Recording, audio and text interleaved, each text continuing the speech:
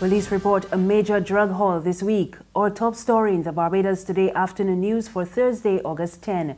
Thank you for joining us. I am Mary Claire Williams. Police are investigating the discovery of over $500,000 worth of drugs imported into the island.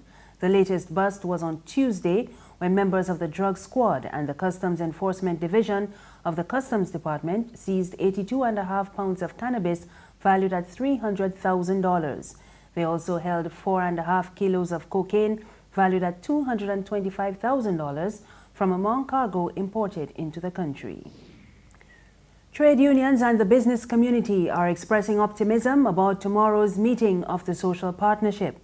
They've been pressing for talks with Prime Minister Freundel Stuart to discuss concerns over this year's budgetary measures.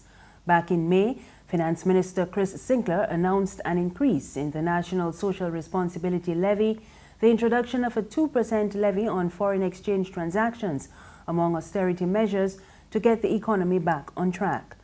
President of the Barbados Chamber of Commerce and Industry, Eddie Abed, tells Barbados Today that they are looking forward to airing their issues. With the glare of television cameras tomorrow, there may be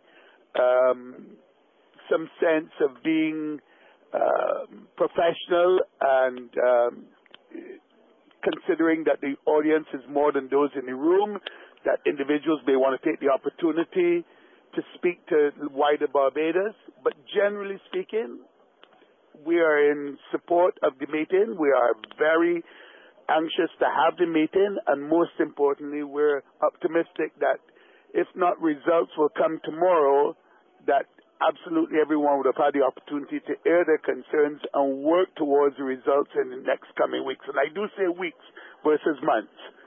And we've been given the indication by government and our partners, the union in this, that they too want a similar outcome. So yeah, as far as we're concerned, we're very, very optimistic about tomorrow.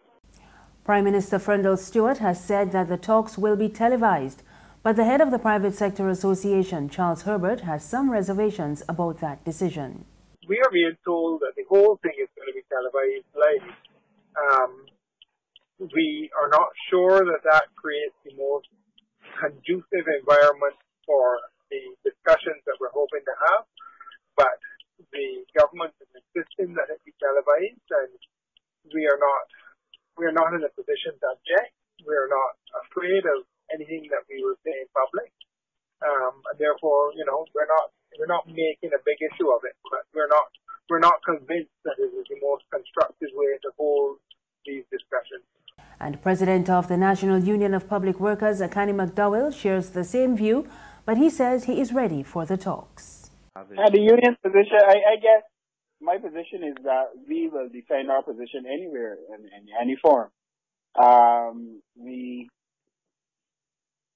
From myself, this is speaking from my perspective now, I have never really participated in a meeting where it was televised to the general public. So this will be a first time for me.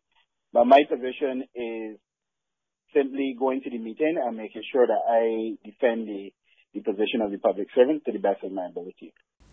In other news this afternoon, opposition leader Mia Mottley says the Barbados Labour Party will support any reasonable national security measures introduced by government to rid the streets of illegal guns and stop their entry into the island. Mottley's comments follow the shooting death earlier this week of 20-year-old Tareed Rock on Spring Garden Highway. But she criticized what she says is the Prime Minister's failure to announce concrete plans to address the upsurge in gun violence. Prime Minister Stuart yesterday issued his own statement condemning the Kadooment Day shootings, saying government will not allow criminals to take over the country. In a statement issued last night, Mottley added that the situation is even more serious as Barbados prepares to host Carifesta next week. Transport Minister Michael Lashley says the Barbados Road Traffic Act will soon be amended to allow for the use of breathalyzers. Lashley was addressing a town hall meeting last night called by residents of St. James North to highlight road safety concerns. He said the amendment will also include penalties for motorists who use cell phones while driving. We've looked at Road Traffic Act and we've decided that issues like, of course, drunk driving, driving by using a cell phone, which we call distracted driving, we are ensuring that there will be provision in the law that make it a serious offense to drive while using a cell phone or any other device.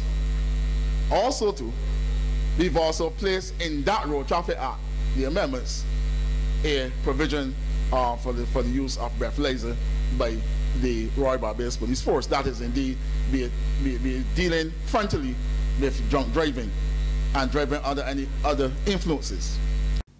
Residents of the area have been even more worried about their safety after one of their own, Mary Downs, was killed in an accident on Highway 2A last month. Her cousin, Monica Callender, told the meeting that the situation was so grave that mourners at a recent vigil for Downs were almost killed on the road. When the Reverend from St. Thomas Church said, "Come, let me go," so I said no.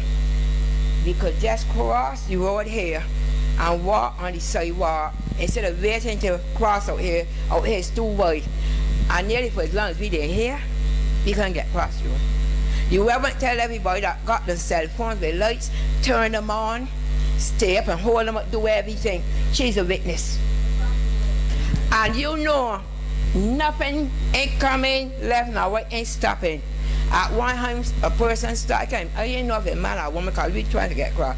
And as soon as that person started, you tires burning and rubbers, everything, that if it had a one more quarter paint, that back car would have hit the front car. And by the same Monday night, a lot of people will be talking, then they're going to visit for the woman. I can't. Because when it that hit, you don't know how much of people they get hit. There's regional and international news after this short break. Who call and get your yams and potatoes? Wait, my girl, how you want to see you for long? I got how you keeping, but you don't sell the nation paper no more. But that paper ain't selling. This month now I stop selling that. Look, one time I would have made a little dollar on the Sunday sun. But when Sunday night, I still trying to get the weather there.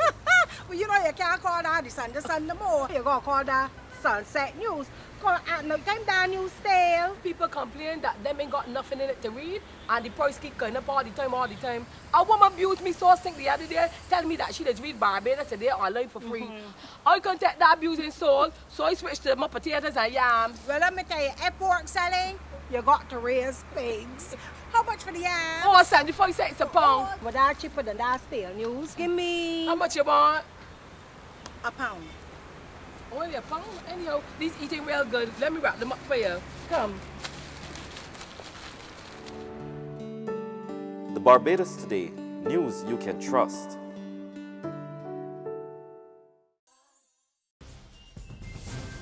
Thank you for staying with us. We're back now with news from the region. St. Lucia's Prime Minister Alan Chastney is defending his decision to take a vacation. He says he needed the time off as he has been under severe pressure since taking office last year. We get more in this HTS News report. During the latest pre-cabinet media conference, the Prime Minister explained that he has had a very hectic schedule since assuming office in June 2016. When I was in opposition, I was given very little access to government as the official leader of the political party. In fact, if you remember, we used to go on these trips to Barbados and to other countries to try to find out what was going on in the country.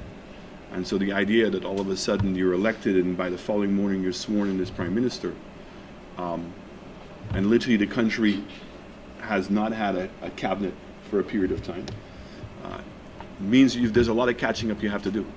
Every job comes with a vacation. You know, so I don't know what more to say about that. Chastney further stated that although he was voted into office with certain expectations, there have been some surprises.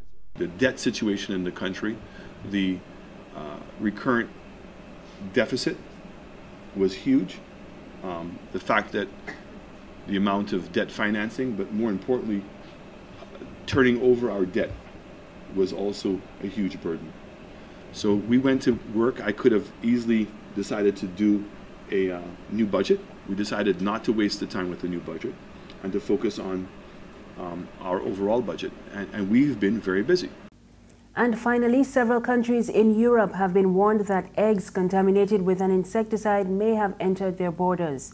Tainted eggs were discovered in Belgium and the Netherlands, And France, Britain, Sweden and Switzerland have been alerted as a precaution. The UK's Food Standards Agency says they received about 700,000 eggs from potentially contaminated Dutch farms. The FSA says 13 products containing egg have been withdrawn from supermarket as a result. The agency added that Dutch eggs are not sold as fresh eggs, but used in foods with other ingredients, mostly sandwich fillings or other chilled foods. And that's news this afternoon. For more, you can visit our website, www.barbadostoday.bb. You can also subscribe to our e-paper, email updates, and like us on Facebook. We're on Izumi Media in bus terminals and Screenplay at supermarkets and gas stations near you. You can also find us on Mix 96.9 FM. I am Marie Claire Williams. Have a good afternoon.